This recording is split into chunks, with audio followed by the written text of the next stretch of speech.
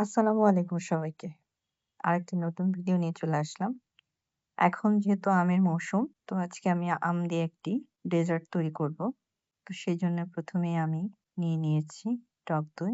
টক দইটা আমি ১ম এ একটি পাতলা কাপড়ে ঢেলে ছেঁকে নিয়েছি। ছাঁকার পরে টক দইটা ঠিক এমন হয়েছে। টক দই একদমই পানি থাকা যাবে না। টক দইটা ছেঁকে এমন করে নিতে হবে। আমের মৌসুমটা আসলে খুব বেশিদিন থাকে না এবং আমাদের দেশের মানুষ আম খেতে খুবই পছন্দ করে। আমি আরো নিয়ে পাকা আম। এখানে প্রায় ৩ টা আমের মতো আছে। এগুলোকে আমি ব্লেন্ড করে নিয়েছি এবং নিয়ে নিয়েছি কনডেন্স মিল্ক। এখন আমি একটা হ্যান্ড উইস্ক দিয়ে আস্তে করে এটাকে ফেটে নেব। অল্প করে দিব এবং এটাকে ভালো করে ফেটিয়ে নেব। এটা একদমই অন্যরকম একটা ডেজার্ট এবং খেতে খুবই মজা।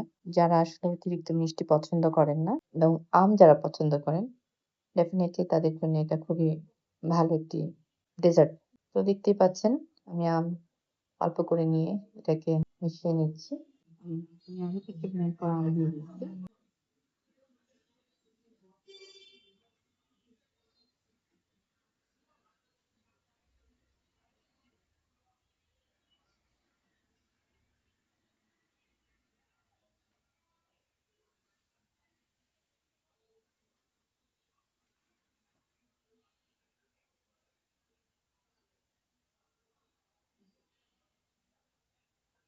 খুব ভালো করে মিশিয়ে নিতে হবে যেন কোনো ধরনের ভিতরে লাম্পস না থাকে। ভালো করে ফিটিয়ে খুব ভালোভাবে এটা মিশিয়ে নিতে হবে। যত ভালোভাবে মিশিয়ে নেব ডেজার্টটা ততই সুন্দর হবে, খুবই মজা হবে খেতে।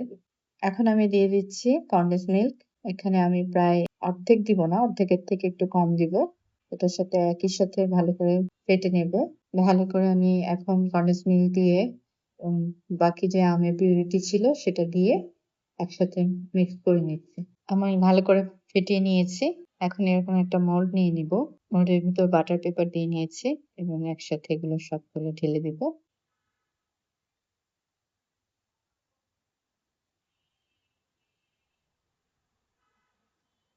এবং একটি ফয়েল পেপার দিয়ে এটাকে ভালো করে ঢেকে নিব।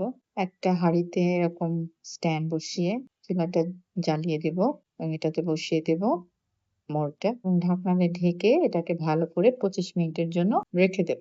২৫ মিনিট পর এটাকে একটু ঠান্ডা করে ফ্রিজে রেখে দেব আরো ২ ঘন্টার জন্য। ২ ঘন্টা পর ফ্রিজ থেকে বের করে আপনাদের সাথে নিয়ে আসলাম। দেখতেই পাচ্ছেন এমন হয়েছে।